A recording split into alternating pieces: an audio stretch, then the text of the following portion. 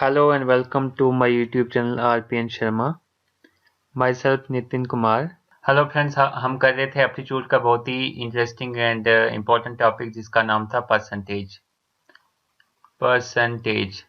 ठीक है, तो परसेंटेज के हमने 3 पार्ट कंप्लीट कर लिए थे। आज हम करेंगे पार्ट 4। ठीक है, पार्ट 4 में आज हम क्वेश्चन देखेंगे जैसे कि एग्जाम में क्वेश्चन पूछे जाते हैं जिस तरीके से, उस तरीके के क्वेश्चन हम देखेंगे परसेंटेज के। तो इसमें हमारे पास है एग्जाम्पल 6। एग्जाम्पल 6 क्या कह रही है? Ram salary is increase from 630 to 700। ठीक है, राम एक पर्सन है जिसकी सैलरी इंक्रीज हो रही है 630 टू 700। पहले थी उसकी सैलरी 630, अभी उसकी सैलरी कितनी है 700। ठीक है, फाइंड द इंक्रीज परसेंट, कितने परसेंट सैलरी उसकी इंक्रीज हुई वो हमने निकालना है। ठीक है, तो वो निकालने के लिए जैसे हमने पिछले वाला फिफ्थ क्वेश्चन किया था वैसे ही हमने ये वाला क्वेश्चन भी करना है। ठीक है, तो इसको कैसे हम करेंगे, सोल्यूशन लिख लेते हैं हम क्वेश्चन नंबर 6 का। तो सबसे पहले तो उसकी सैलरी इंक्रीज कितनी हुई, उसकी जो सैलरी है वो कितनी इंक्रीज हुई। पहले थी 630 और बाद में 700 हुई। दैट मीन्स हम जो ज्यादा वाली है उसमें से कम वाली को माइनस कर देंगे, तो इसमें हमारे पास वैल्यू आ जाएगी 70 रुपीज। दैट मीन्स 70 रुपीज उसकी सैलरी इंक्रीज हुई। ठीक है, तो हमने परसेंटेज इंक्रीज निकालनी है कि कितने परसेंट वो इंक्रीज हुई सैलरी। तो वो कैसे निकलेगी? हमारे पास कितनी सैलरी इंक्रीज हुई 70 रुपीज, और पहले कितनी थी 630 रुपीज इंटू 100 कर देंगे। 100 क्यों किया? क्योंकि हमें इस सैलरी को परसेंटेज में कन्वर्ट करना था। तो किसी चीज को भी परसेंटेज में कन्वर्ट करते हैं, उसको मल्टीप्लाई करते हैं 100 से। ठीक है, तो ये आ जाएगा हमारे पास 11:1/9%। ठीक है, ये कैसे आया? यहाँ से मैंने 0 को कैंसिल कर दिया, 7 9 63। दैट मीन्स ये बच गया हमारे पास 100/9। तो 100/9 को जब हम डिवाइड करेंगे 100 को 9 से, तो हमारे पास ये वाली वैल्यू आ जाएगी 11:1/9। ठीक है, तो ये कैसे आएगी? पिछले लेक्चर में मैंने ये बताया हुआ है कि इसको 100/9 को जब हम डिवाइड करेंगे ये वाली वैल्यू आ जाएगी। ठीक है, तो आप पिछले वाला लेक्चर देखें, आपको और भी क्वेश्चंस वहां पे मिलेंगे, आपको सब कुछ अच्छी तरीके से समझ आ जाएगा। ठीक है, नेक्स्ट है हमारे पास क्वेश्चन नंबर 7। क्वेश्चन नंबर 7 क्या कह रहा है? In an election of 2 candidates. ठीक है, 2 कैंडिडेट का यहाँ पे इलेक्शन हो रहा है, इलेक्शन हुआ। The candidate who gets 41% is rejected by a majority of 2412 vote. ठीक है, तो 2 कैंडिडेट इसमें इलेक्शन में पार्टिसिपेट किया, तो एक कैंडिडेट जो हार गया, ठीक है, उसके जो वोट हैं वो है 41%। ठीक है, और वो कितने वोटों से आ रहा? 2412 वोट से आ रहा। ठीक है, find the total number of votes polled, कितने टोटल वोट वहां पे पोल हुए थे, कितने वो जो वोट थे दिए गए थे। ठीक है, तो वो कैसे निकालेंगे? सबसे पहले तो हमारे पास वोट कितने थे? 100% वोट थे। 100% में से जो फेल वाला था उसके कितने वोट थे? 41%। दैट मीन्स पास वाले के कितने होंगे? फेल वाले के कितने थे? 41%। दैट मीन्स पास वाले के कितने होंगे? 100 में से 41 निकालो, 100 में से 41 निकालो, हमारे पास बचेगा 59। दैट मीन्स जो पास वाला था उसके जो कितने परसेंट वोट थे? 59% थे। ठीक है, therefore 59 minus 41%, that means 18%। That means 18% जो वोट थे वो ज्यादा थे। किसके ज्यादा थे? जो पास हुआ था। ठीक है, और 18% की वैल्यूज हमारे पास दी है कि 18% कितने वोट हैं?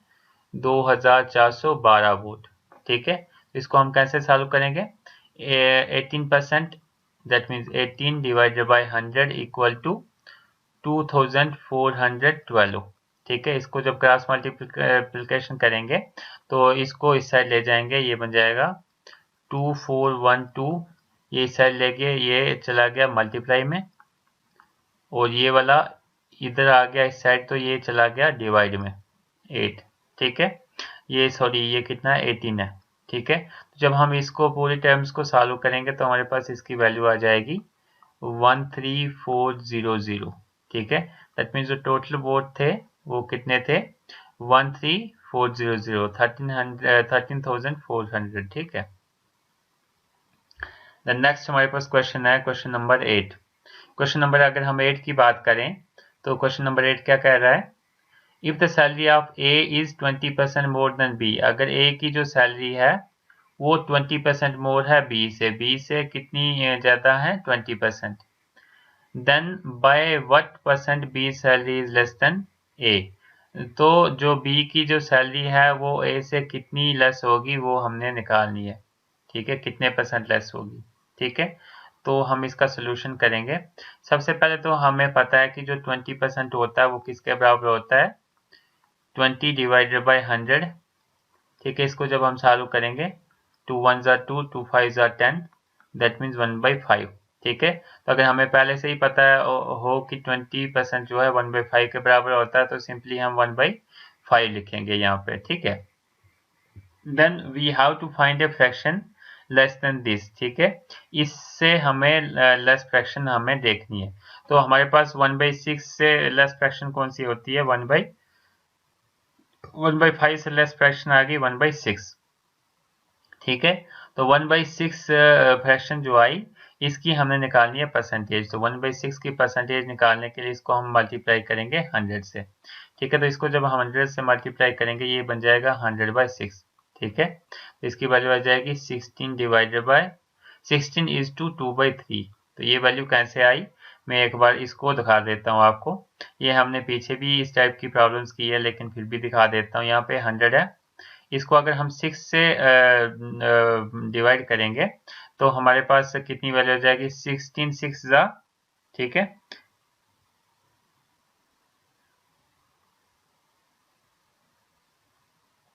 16 6 ज़ा अगर करेंगे तो हमारे पास वैल्यू आ जाएगी 96, ठीक है। 100 में से 96 निकाला हमारे पास वैल्यू बची 4, ठीक है। That means 16 is to 4/6, that means हमारे पास यहाँ पे वैल्यू आई 16 इज टू 4/6, ठीक है। तो ये वाला अभी भी कैंसिल हो सकता है, 2 2 ज़ा 4 2 3 ज़ा 6, दैट मीन्स इसकी वैल्यू हमारे पास कितनी हो गई 16 is to 2/3, that means 16 is to 2/3%।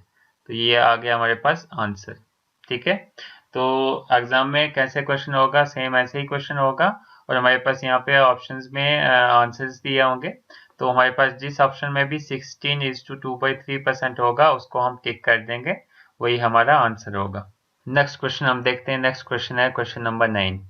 तो क्वेश्चन नंबर 9 क्या कह रहा है, if 2 litre of water are evaporated on a boiling from 8 liter of sugar solution containing 5% of sugar, find the percentage of sugar in the remaining solution, ठीक है। तो question क्या कह रहा है एक बार अच्छे से देख लेते हैं। If 2 liter of water are evaporated on a boiling from 8 liter of sugar solution, ठीक है। ये कह रहा है कि हमारे पास 8 लीटर शुगर सोल्यूशन है, ठीक है। ये हमारे पास मान लो एक कैन है, इसमें शुगर सोल्यूशन रखा हुआ है, दैट मीन्स पानी और शुगर, ये पानी है और ये शुगर है, ये इसमें मिक्स है शुगर, ठीक है। दैट मीन्स ये है वाटर प्लस शुगर, ठीक है। ये है हमारे पास 8 लीटर, ठीक है। तो ये बोल रहा है कि हमारे पास 2 लीटर जो है इवेपोरेट हो रहा है, 2 लीटर इसमें से क्या हो रहा है, इवेपोरेट हो रहा है, 2 लीटर इवेपोरेट हो रहा है, दैट मीन्स भाप बन के उड़े जा रहा है, ठीक है। तो भाप बन के जो उड़ेगा इसमें से खाली वाटर उड़ेगा, जो शुगर होगी वो ऐसे ही रहेगी, वो नहीं उड़ेगी इसमें से, ठीक है।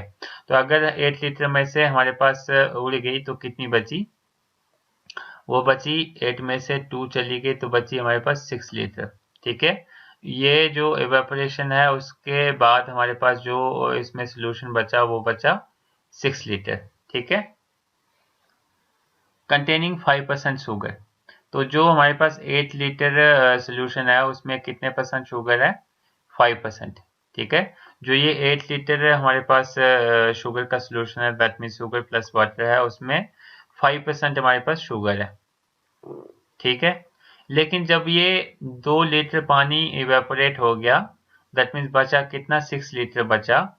तो इस टाइम पे हमारे पास शुगर कितनी होगी, इस टाइम पे शुगर की जो परसेंटेज है वो कितनी होगी वो हमने निकालना है। Find the percentage of sugar in the remaining solution, जो रिमेनिंग सोल्यूशन बचा उसमें हमने शुगर की परसेंटेज निकालनी है कि शुगर की परसेंटेज कितनी है, ठीक है। तो वो निकालने के लिए हमें क्या करना है, यहाँ पे थ्योरी लिखी है। एग्जाम में थ्योरी लिखने की हमें जरूरत नहीं है, लेकिन हम फिर भी इसको पढ़ लेते हैं ताकि हमें अच्छे से समझ आ सके। तो क्या लिखा है, as sugar has not been evaporated from the solution the quantity of sugar in the original 8 litre of solution. ठीक है। तो जैसे कि हमें पता है कि जो शुगर प्लस वाटर का सोल्यूशन है उसमें से खाली वाटर ही इवेपोरेट होगा, शुगर इवेपोरेट नहीं होगी। ठीक है। शुगर अगर इवेपोरेट नहीं हुई तो खाली वाटर इसमें से माइनस हो जाएगा। दैट मीन्स हम बात करें quantity of sugar in the remaining 8 minus 2, that means 6 litre of solution. ठीक है। 6 लीटर ऑफ सोल्यूशन में कितनी परसेंटेज होगी शुगर की, वो निकालने के लिए हमें क्या करना पड़ेगा। हमारे पास जो 8 लीटर था उसमें कितनी शुगर थी, 5% ऑफ 8 लीटर इक्वल टू जो दूसरा है 6 लीटर उसमें कितनी शुगर है, मान लो उसमें हमारे पास x% शुगर है। x% मतलब कितनी भी हो सकती है। ठीक है।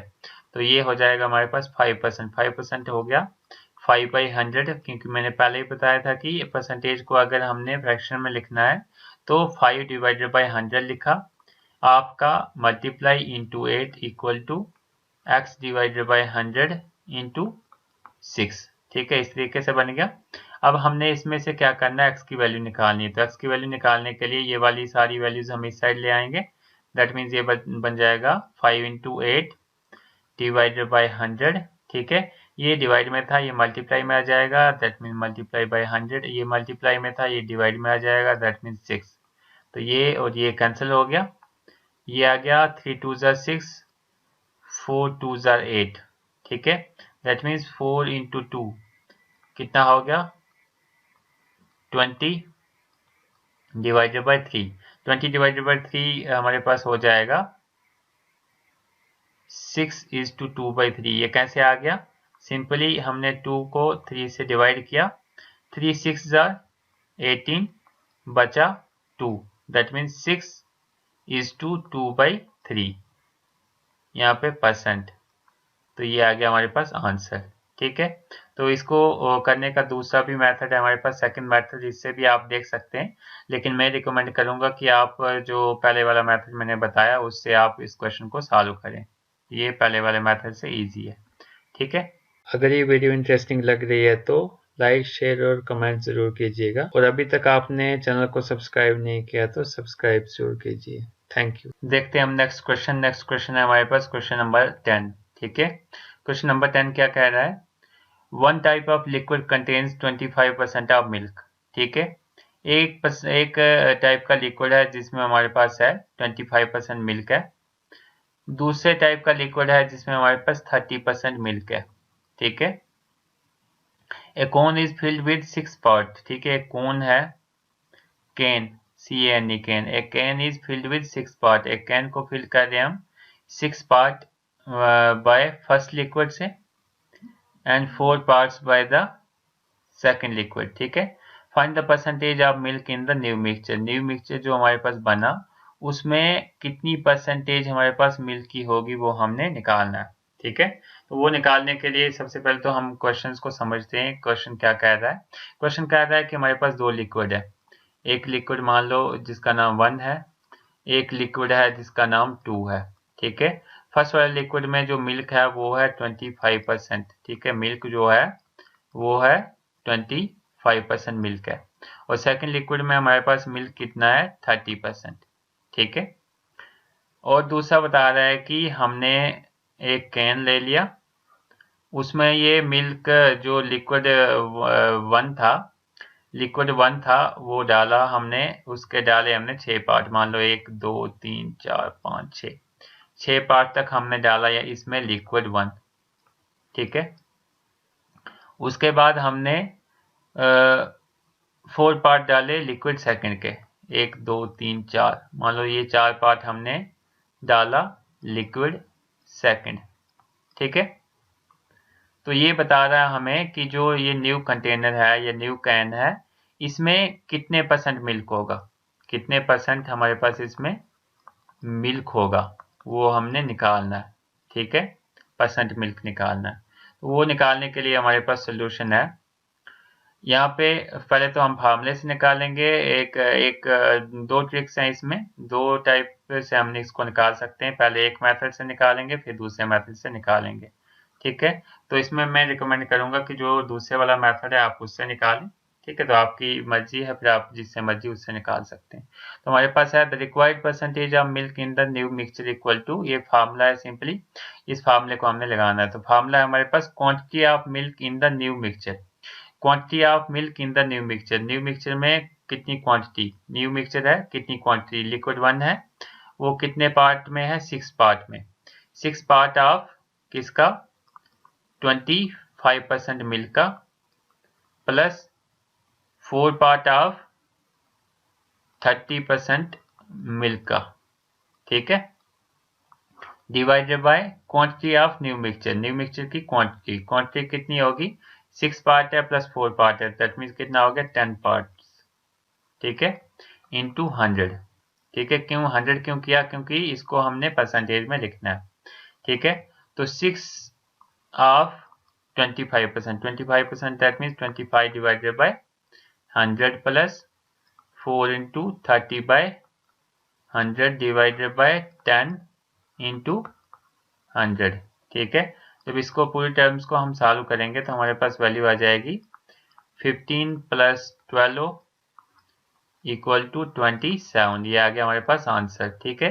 तो आपको अगर ये फार्मूला याद रहता है, ये वाला फार्मूला, तो आप इस फार्मूले को लगा के इस क्वेश्चन को निकाल सकते हैं, ठीक है।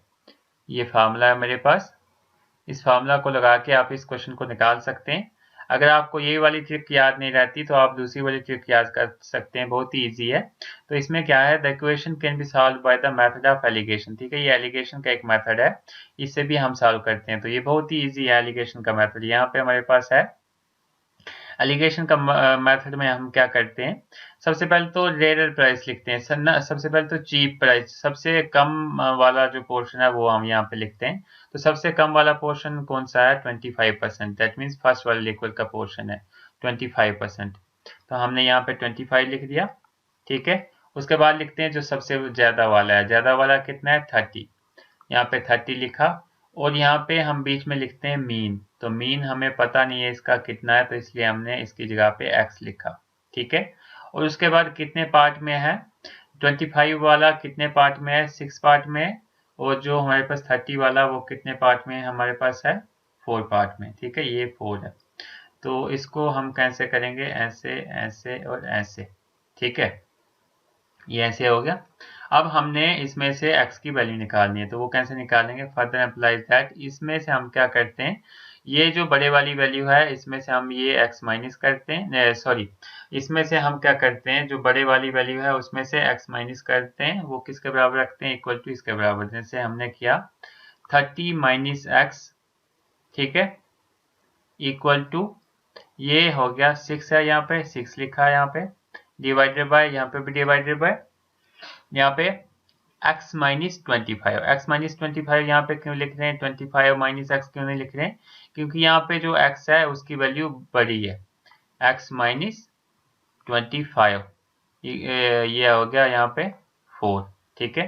तो इसको हम ऐसे भी लिख सकते हैं, 2 2 जा 4, 2 3 जा 6, दैट मीन्स इसको 3/2 भी लिख सकते हैं। अब जब इसको हम सॉल्व करेंगे, दैट मीन्स क्रॉस मल्टीप्लिकेशन करेंगे, इसकी वैल्यू बन जाएगी 30 को मल्टीप्लाई करेंगे इस पूरी टर्म से, ये बन जाएगा 60 माइनस 2x इक्वल टू, ये इसको 3 को मल्टीप्लाई करेंगे इस पूरी टर्म से, ये बन जाएगा 3x माइनस 25 इंटू 3 75, ठीक है, इतना बन गया।